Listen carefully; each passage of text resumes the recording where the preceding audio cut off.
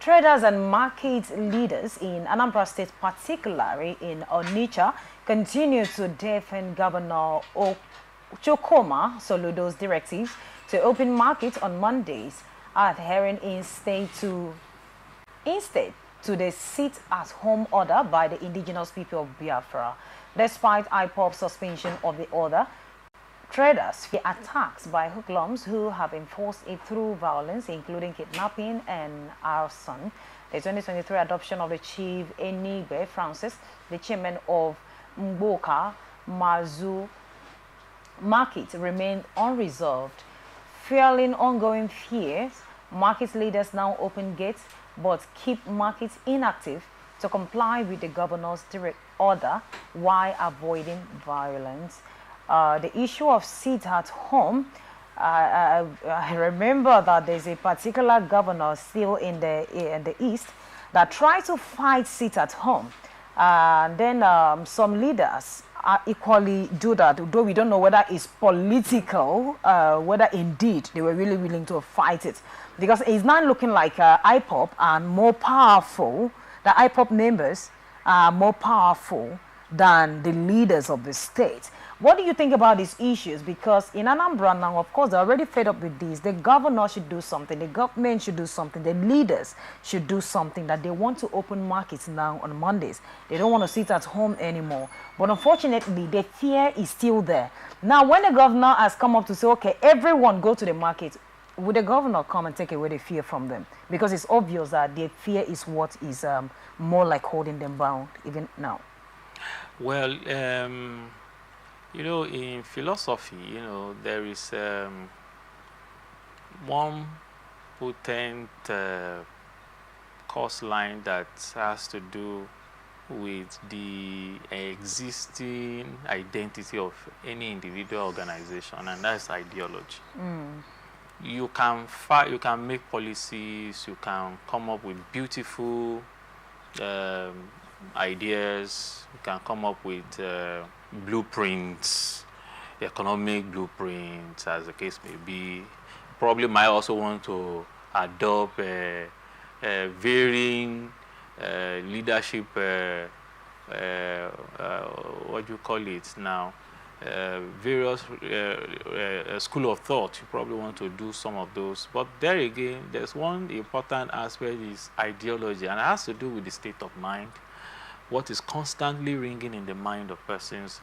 And the proponents of IPOB did a very good job at this, and then come up with that philosophy that what you can actually relate with, because it affects your national life, it affects your persons, your identity, and then the evidence, the event that is playing around, you know, our environment or our space can easily be related.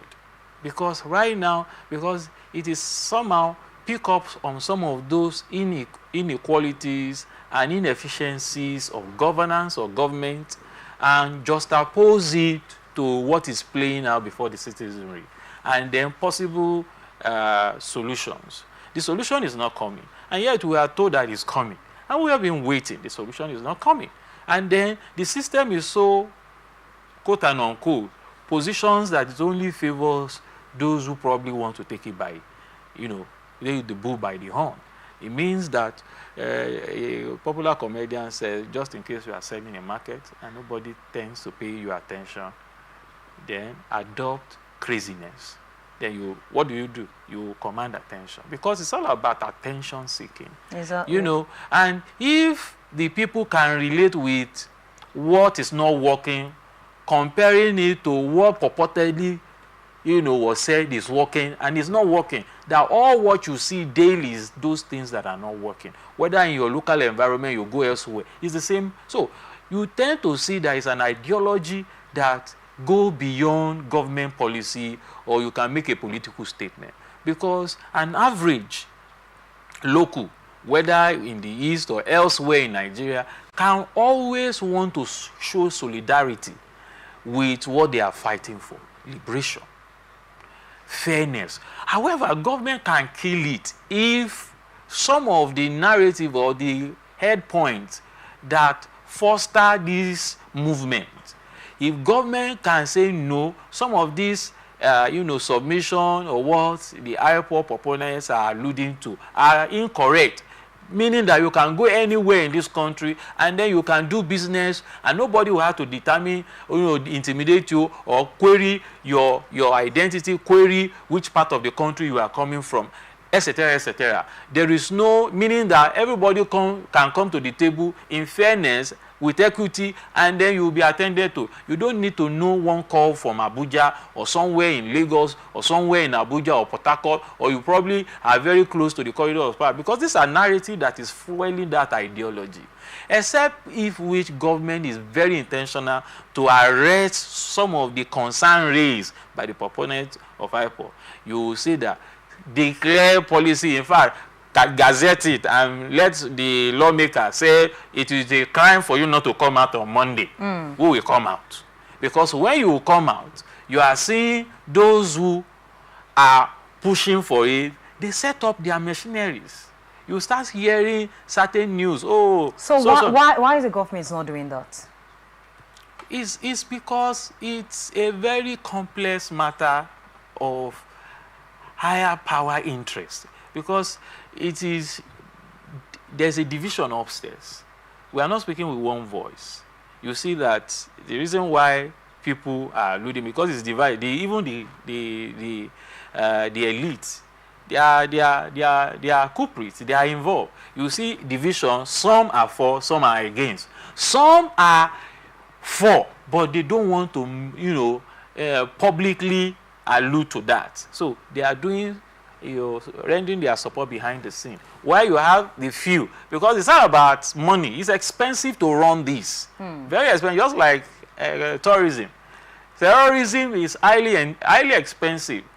People are funding it. And why do you think that the government, by its investigation, will say that, okay, there are some persons, money laundering and all that, funding terrorism? So you cannot thrive. Such kind of movement cannot thrive if it is not well funded. And where is the money? There are certain persons that are in the corridors of power funding it. But there again, because you don't have your evidence, you can't just make as you will probably say allegedly. So be that as it may, government can come out intentionally. Some are even speaking with two sides of the voice against it in publicly or behind the scene.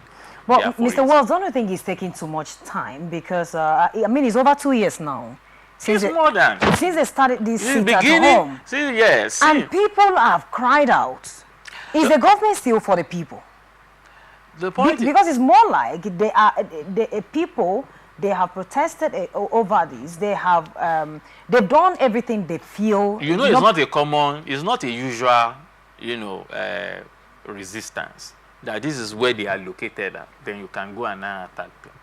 Unlike the one that is obtainable in the north, where there's a particular region, catchment, and then they know their module of operation. But here, in this particular one, you will probably hear news. And some of these groups also tends to spread fake news. Just to, the fear is the currency. Exactly. Fear is the currency. And once you have the fuel that can power the energy for that fear, then business in progress.